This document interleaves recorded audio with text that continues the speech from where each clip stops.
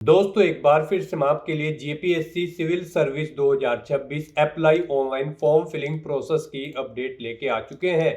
किस तरह से आप JPSC Jharkhand combined civil service examination के 103 खाली पदों के लिए अपने फॉर्म अप्लाई कर सकते हो।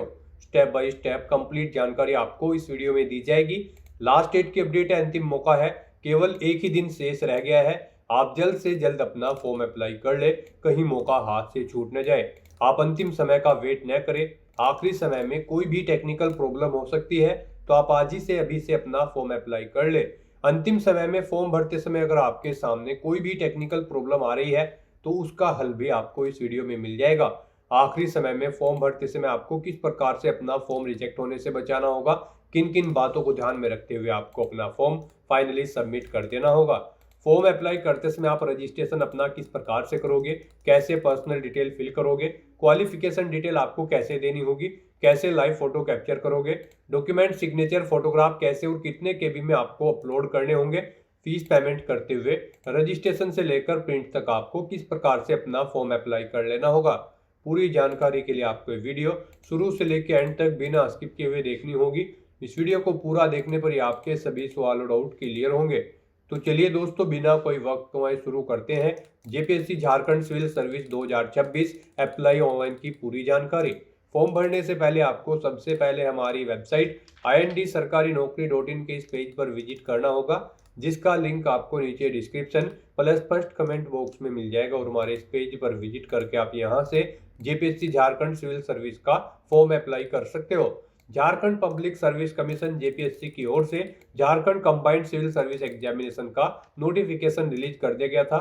103 वैकेंसीज निकली हुई है। लास्ट डेट की न्यू अपडेट है, अंतिम मौका है, केवल एक ही दिन शेष रह गया है। 14 फरवरी तक आप अपना फॉर्म अप्लाई कर सकते हो। बैचलर डिग्री से आप अप्लाई कर सकते हो। 21 से 35 वर्ष आयु सीमा है। 100 रुपये यहाँ पर general OBC WS other state के लिए फीस है। SC/ST झारखंड के लिए 50 है, जो कि आप ऑनलाइन मोड से पेमेंट कर सकते हो। रिटर्न टेस्ट के आधार पे सिलेक्शन होगा। ऑनलाइन आप ऑल इंडिया से अप्लाई कर सकते हो jpsc.gov.in पोर्टल से। इसकी ऑफिशियल वेबसाइट है। इंपोर्टेंट लिंक सेक्शन के अंतर्गत ऑफिशियल नोटिफिकेशन पीडीएफ लिंक पर क्लिक करके आप इसकी पीडीएफ डाउनलोड कर सकते हो। यहाँ पर आपको पोस्ट वाइज, विभाग वाइज कंप्लीट जानकारी दे दी गई है। वैकेंसी से रिलेटेड कैटेगरी वाइज भी आप वैकेंसी यहाँ से चेकआउट कर ले। साथ ही साथ पोस्ट वाइज सैलरी की डिटेल, क्वालिफिकेशन की detail, age limit, age relaxation की इंफॉर्मेशन, सिलेक्शन क्राइटेरिया, उसमें आपका एग्जामिनेशन पैटर्न, सिलेबस आपको प्री और मेन एग्जाम के लिए टॉपिक वाइज यहाँ पर पूरा प्रोवाइड करा दिया गया है। तो आप पूरा सिलेबस भी रीड आउट कर सकते हो।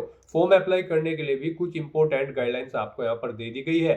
तो आवेदन करने से पहले आपको ये ऑफिशियल नोटिफिकेशन की पीडीएफ पूरा पढ़ना अनिवार्य है। इसको पूरा पढ़ने से ही आपके सभी सवाल और डाउट क्लियर होंगे। पीडीएफ रीड आउट करने के बाद में आपको अप्लाई ऑनलाइन के इस लिंक पर क्लिक करना होगा, तो आपके सामने ऑनलाइन आवेदन करने का ये ऑफिशियल पोर्टल ओपन हो जाएगा। गाइस, यहाँ पर अगर आपने पहले से रजिस्ट्रेशन कर रखा है तो आपको अपना मोबाइल नंबर एंटर करना है। उसके बाद आपको यहाँ पर जनरेट ओटीपी के ऑप्शन पर क्लिक करना है। आपके मोबाइल नंबर पर एक ओटीपी आएगा, वो ओटीपी आपको यहाँ पर एंटर करना है। ये कैप्चा कोड आपको यहाँ पर एंटर करना है और लॉगिन की स्टेप पर क्लिक करते हुए आपको अपने डैशबोर्ड में लॉगिन करके अपना फॉर्म अप्लाई कर लेना है। और अगर आप इस पोर्टल के थ्रू किसी भी भर्ती के लिए फर्स्ट टाइम अप्लाई करने जा रहे हो तो सबसे पहले यहाँ पर आपको अपना रजिस्ट्रेशन करना होगा। उसके लिए आपको यहाँ पर न्यू रजिस्ट्रेशन की टैब दी गई है, आप इस पर क्लिक करें। आपके सामने रजिस्ट्रेशन का फॉर्म ओपन होगा। इसमें आपको अपनी बेसिक इन्फॉर्मेशन प्रोवाइड करते हुए अपना रजिस्ट्रेशन करना है। सबसे पहले यहाँ पर आपको अपना मोबाइल नंबर एंटर करना है और उसके बाद सेंड ओटीपी के इस ऑप्शन पर क्लिक करना है। फिर आपके मोबाइल नंबर पर एक ओटीपी आएगा, उसे आपको यहाँ पर एंटर करके अपना मोबाइल नंबर वेरीफाई कर लेना है। ऐसे ही यहाँ पर आपको अपनी ईमेल आईडी एंटर करनी है। सेंड ओटीपी के ऑप्शन पर क्लिक करना है। आपकी मेल आईडी पर एक ओटीपी जाएगा, वो ओटीपी भी आपको यहाँ पर एंटर करके अपनी ईमेल आईडी को भी वेरीफाई कर लेना है। फिर यहाँ पर आपको अपना नाम एंटर करना है अपनी 10वीं की मार्कशीट के अकॉर्डिंग। नाम से पहले आपको मिस्टर, मिसिस, डॉक्टर वगैरह नहीं लगाना है। फिर आपको अपना आधार कार्ड नंबर यहाँ पर एंटर करना है। अपने फादर का नाम एंटर करना है, मदर का नाम एंटर करना है। फिर यहाँ पर आपको अपनी डेट ऑफ बर्थ सेलेक्ट करनी है इस कैलेंडर में से। यहाँ पर उसके बाद आपको अपना जेंडर सेलेक्ट करना है। फिर यहाँ पर आपको अपनी 10वीं क्लास का रोल नंबर एंटर करना है। कोई अल्टरनेट मोबाइल नंबर है तो वो यहाँ पर आप एंटर कर दें। उसके बाद आपसे पूछा गया है कि क्या आपने कभी अपना नाम चेंज किया है। अगर किया है तो आप यस करेंगे और चेंज नेम यहाँ पर देंगे। नहीं किया है तो आप नो ऑप्शन सेलेक्ट करेंगे। इस तरह से अपने डिटेल प्रोवाइड करने के बाद गाइज फिर आपको सेव एंड नेक्स्ट के इस ऑप्शन पर क्लिक करना है। फिर यहाँ पर आपने रजिस्ट्रेशन में जो डिटेल प्रोवाइड कराई है उसका पूरा प्रीव्यू आपको शो कर दिया गया है। आपको सभी डिटेल्स केयरफुली चेकआउट कर लेनी है और उसके बाद गाइज आपको यहाँ पर आई एग्री के इस ऑप्शन पर क्लिक करना है। इस तरह से यहाँ पर आपका रजिस्ट्रेशन सक्सेसफुली कंप्लीट हो चुका है। आपको एक OTR नंबर यहाँ पर प्रोवाइड कर दिया गया है। ये OTR नंबर और लॉगिन करने के लिए आपका पासवर्ड आपके रजिस्टर्ड मोबाइल नंबर और ईमेल आईडी पर भी सबमिट कर दी गई हैं। आपको उन्हें केयरफुली नोट डाउन करके रख लेना है फ्यूचर यूज के लिए। और गाइस यहाँ पर अब आपको क्लिक हियर टू लॉगिन के इस टैब पर क्लिक करना है। फिर आपके सामने कुछ इस तरह से इंटरफेस ओपन होगा। अब गाइस यहाँ पर आपको लॉगिन करना है अपना फॉर्म अप्लाई करने के लिए। उसके लिए आपके पास तीन ऑप्शन है। आप मोबाइल नंबर के थ्रू लॉगिन कर सकते हैं या फिर ईमेल आईडी या फिर OTR नंबर का यूज करते हुए आप यहाँ पर लॉगिन कर सकते हैं। यहाँ पर मोबाइल नंबर का यूज करते हुए अगर आप लॉगिन करना चाहते हैं तो उसके लिए आप यहाँ पर अपना मोबाइल नंबर एंटर करेंगे, जनरेट OTP के ऑप्शन पर क्लिक करेंगे। आपके मोबाइल नंबर पर एक OTP आएगा, वो OTP आपको यहाँ पर एंटर करना है। फिर आपको ये कैप्चा कोड यहाँ पर एंटर करना है और उसके बाद लॉगिन के स्टेप पर क्लिक करते हुए आपको अपने डैशबोर्ड में लॉगिन कर लेना है। और अगर आप यहाँ पर ईमेल आईडी के थ्रू लॉगिन करना चाहते हैं तो आप अपनी ईमेल आईडी एंटर करें, जनरेट OTP के ऑप्शन पर क्लिक करें। आपकी मेल पर एक OTP आएगा, वो OTP आप यहाँ पर एंटर करें। ये कैप्चा कोड आप यहाँ पर एंटर करें और लॉगिन के टैब पर क्लिक करते हुए लॉगिन कर ले। OTR नंबर के थ्रू अगर आप लॉगिन करना चाहते हैं तो आप अपना OTR नंबर एंटर करें, अपना पासवर्ड आप एंटर करें जो आपके मोबाइल नंबर या फिर ईमेल आईडी पर आया है। ये कैप्चा कोड आप यहाँ पर एंटर करें और लॉगिन की स्टेप पर क्लिक करते हुए आप लॉगिन कर लें। फर्स्ट टाइम लॉगिन करते ही यहाँ पर आपको अपना पासवर्ड चेंज करना होगा। आपके पासवर्ड के लिए यहाँ पर आपको गाइडलाइन दी गई है। आपका पासवर्ड 8 से 15 कैरेक्टर के बीच में होना चाहिए और ये अल्फा न्यूमेरिक फॉर्मेट में होना चाहिए। मींस आपके पासवर्ड में कम से कम एक अपर केस कैरेक्टर, एक लोअर केस कैरेक्टर, एक इंटीजर नंबर और एक स्पेशल कैरेक्टर जैसे कि @ हैश या फिर डॉलर होना चाहिए। तो इस फॉर्मेट में यहाँ पर आपको अपना पासवर्ड एंटर करना है। वही पासवर्ड आपको कंफर्म न्यू पासवर्ड फील्ड में एंटर करना है और उसके बाद सबमिट के इस ऑप्शन पर क्लिक करते हुए आपको अपना पासवर्ड चेंज कर लेना है। पासवर्ड चेंज करने के बाद आपके सामने आपका डैशबोर्ड कुछ इस तरह से शो होगा। यहाँ पर गाइज अब आपकी ईमेल वेरीफाई हो चुकी है, मोबाइल वेरीफाई हो चुका है, प्रोफाइल अपडेट हो चुकी है। यहाँ पर आपके दो ऑप्शन अभी इनकम्प्लीट है। आपको अपना फोटो अपलोड करना है और सिग्नेचर यहाँ पर आपको अपलोड करने हैं और अपनी प्रोफाइल को कंप्लीट कर लेना है। तो यहाँ पर अब आपको अपने इन सेक्शंस को कंप्लीट करने के लिए आपको यहाँ पर OTR डिटेल के इस ऑप्शन पर क्लिक करना है। फिर आपके सामने यहाँ दो ऑप्शन शो होंगे, व्यू एंड एडिट। अब आपको यहाँ पर एडिट के इस ऑप्शन पर क्लिक करना है और अपनी प्रोफाइल को एडिट करके उसे कंप्लीट कर लेना है। तो आप एडिट के इस ऑप्शन पर क्लिक करें। फिर आपके सामने यहाँ पर आपकी पर्सनल डिटेल शो हो जाएगी जो आपने रजिस्ट्रेशन करते हुए प्रोवाइड कराई थी। इसमें आप कुछ एडिट करना चाहते हैं तो एडिट कर सकते हैं और अगर सभी चीज़ें ओके हैं तो बस यहाँ पर अब आपको सेव एंड नेक्स्ट के इस ऑप्शन पर क्लिक करना है। नेक्स्ट यहाँ पर अब आपको अपना फोटो और सिग्नेचर अपलोड करने हैं। यहाँ पर इनके लिए आपको गाइडलाइन दी गई है। आपका फोटो 10 KB से 200 KB के बीच में होना चाहिए। 200 DPI उसकी होनी चाहिए। JPG या फिर JPG फॉर्मेट में आपका फोटो होना चाहिए। सिग्नेचर आपके 4 KB से 30 KB के बीच में होने चाहिए। 200 DPI के अंतर्गत होने चाहिए। JPG फॉर्मेट में आपके सिग्नेचर होने चाहिए।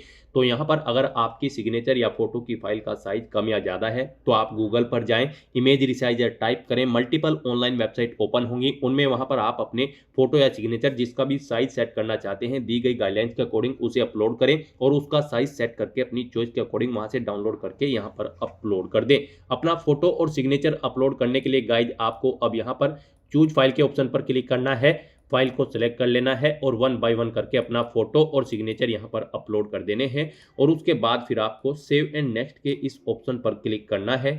नेक्स्ट यहाँ पर आपको अपनी कुछ और डिटेल्स प्रोवाइड करनी है। यहाँ पर आपको अपनी कैटेगरी सिलेक्ट करनी है। उसके बाद यहाँ पर आपसे पूछा गया है कि क्या आप person with benchmark disability candidate हैं यानी कि PWBD कैंडिडेट हैं और आपकी डिसेबिलिटी 40% से अबव है। अगर है तो आप यस करेंगे और अपनी डिसेबिलिटी का टाइप सिलेक्ट करेंगे, उसकी डिटेल देंगे। नहीं है तो आप यहाँ पर नो ऑप्शन सिलेक्ट करेंगे।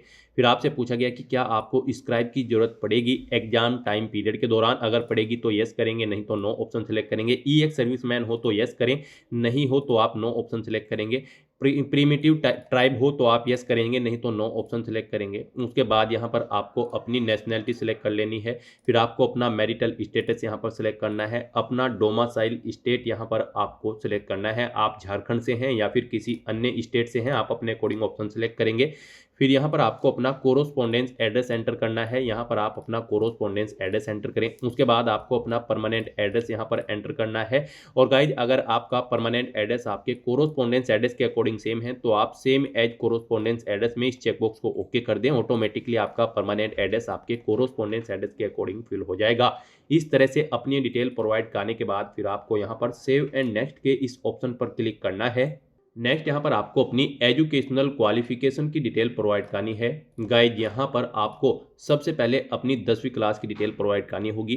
फिर उसके बाद आपको अपनी 12वीं, ग्रेजुएशन, पोस्ट ग्रेजुएशन जो भी आपने हायर क्वालिफिकेशन कर रखी है उस तक की डिटेल यहाँ पर आपको अपनी 1 बाय 1 करके फिल कर देनी है। 10वीं क्लास की डिटेल अगर आप प्रोवाइड करने जा रहे हैं तो सबसे पहले यहाँ पर आपको 10 सेलेक्ट करना है। फिर आपको हाई स्कूल सेलेक्ट करना है। सब्जेक्ट या स्ट्रीम देने हैं जिसमें आपने अपनी 10वीं क्लास पास आउट की है। इंस्टीट्यूट या कॉलेज का नाम देना है। यूनिवर्सिटी या बोर्ड का नाम देना है जिस बोर्ड से आपने अपनी 10वीं क्लास पास आउट की है। आपने कंप्लीट कर ली है या कर रहे हैं, आप अपने कोडिंग ऑप्शन सेलेक्ट करेंगे। फिर यहाँ पर अगर आपने अपनी 10वीं क्लास कंप्लीट कर ली है तो उसके रजिस्ट्रेशन का या फिर पासिंग मंथ यहाँ पर आपको देना है। पासिंग ईयर आपको देना है अगर आप कंप्लीट कर चुके हैं। कितने मार्क्स आपने ऑब्टेन किए हैं वो आपको एंटर करने हैं। टोटल कितने मार्क्स थे जिसमें से आपने मार्क्स ऑब्टेन किए हैं वो आपको एंटर करने हैं। इनके अकॉर्डिंग आपकी परसेंटेज यहाँ पर कैलकुलेट करके आपको शो कर दी जाएगी। फिर यहाँ पर आपको बताना है आपकी फर्स्ट क्लास थी, सेकंड थी या थर्ड थी। उसके बाद यहाँ पर आपको अपना 10वीं का जो सर्टिफिकेट है उसका नंबर एंटर करना है। और फिर गाइज आपको ऐड के इस ऑप्शन पर क्लिक करते हुए अपनी क्वालिफिकेशन की डिटेल ऐड कर देनी है। इस तरह से आप यहाँ पर 1 बाय 1 करके अपनी 10वीं, 12वीं, ग्रेजुएशन या फिर पोस्ट ग्रेजुएशन सभी की डिटेल सेम ऐसे ही प्रोवाइड कर सकते हैं। यहाँ पर मान लिया आप ग्रेजुएशन की डिटेल प्रोवाइड कर रहे हैं तो ग्रेजुएशन ऑप्शन सेलेक्ट करेंगे। फिर आप बताएंगे किस स्ट्रीम में आपने अपनी ग्रेजुएशन पास आउट की है वो आप सिलेक्ट करें। फिर यहाँ पर आपको अपने सब्जेक्ट सेलेक्ट कर लेने हैं। इंस्टीट्यूट या कॉलेज का नाम देना है। यूनिवर्सिटी का नाम देना है जिस यूनिवर्सिटी से आपने अपनी ग्रेजुएशन कंप्लीट की है। कंप्लीट कर चुके हैं या कर रहे हैं ऑप्शन सेलेक्ट करेंगे। कंप्लीट अगर कर चुके हैं तो पासिंग मंथ और पासिंग ईयर आप सिलेक्ट करेंगे। कितने मार्क्स आपने ऑब्टेन किए हैं वो आप एंटर करेंगे। टोटल कितने मार्क्स थे जिसमें से आपने ये मार्क्स ऑब्टेन किए हैं वो आप एंटर करेंगे। इनके अकॉर्डिंग आपकी परसेंटेज आपको शो कर दी जाएगी।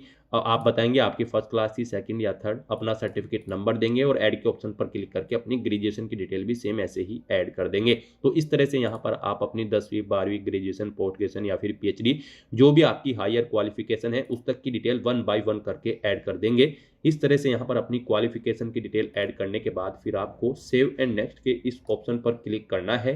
फिर यहाँ पर आपने अपने OTR की पीछे अब तक जो डिटेल प्रोवाइड कराई है उसका पूरा प्रीव्यू आपको शो कर दिया गया है। आपको सभी डिटेल्स केयरफुली चेकआउट करनी है। इस पेज को नीचे स्क्रॉल डाउन करना है। डिक्लेरेशन सेक्शन में आना है। इस चेकबॉक्स को ओके करना है। फिर यहाँ पर आपको इस चेकबॉक्स को भी ओके करना है सिग्नेचर के। उसके बाद गाइज आपको यहाँ पर कन्फर्म डिक्लेरेशन के इस ऑप्शन पर क्लिक करना है। कन्फर्म करने के बाद आप प्रिंट एप्लीकेशन के ऑप्शन पर क्लिक करके अपने OTR का प्रिंट आउट ले सकते हैं। और उसके बाद गाइज आपको प्रोसीड टू फाइनल स्टेप के इस ऑप्शन पर क्लिक करना है। और कहीं पर अगर कोई मिस्टेक है तो आप प्रीवियस के ऑप्शन पर क्लिक करके अपने फॉर्म में एडिट कर सकते हैं। तो इस तरह से गाइज यहाँ पर आपका OTR और प्रोफाइल कंप्लीट हो चुकी है। अब आपको यहाँ पर ओके के इस ऑप्शन पर क्लिक करना है। फिर यहाँ पर आपको आपके डैशबोर्ड में डैग कर दिया जाएगा। यहाँ पर आप चेकआउट कर सकते हो आप अपना OTR स्टेटस। आपके OTR का स्टेटस सभी यहाँ पर ग्रीन कलर के ओके के साइन आपको मिल जाएंगे, यानी कि आपका OTR कंप्लीट हो चुका है। अब यहाँ पर गाइज आपने जो क्वालिफिकेशन प्रोवाइड कराई है उसके अकॉर्डिंग आप जिन पोस्ट पर अप्लाई करने के लिए एलिजिबल हैं अप्लाई कर सकते हैं।